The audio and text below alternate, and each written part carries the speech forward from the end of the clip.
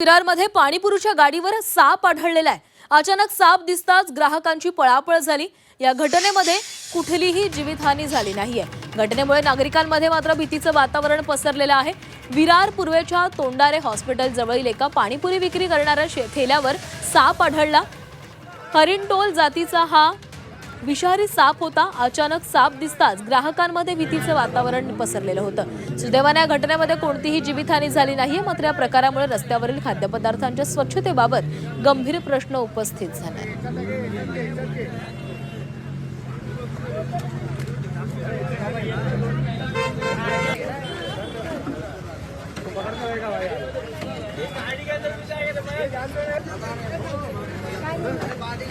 अरे ए भाई जान दे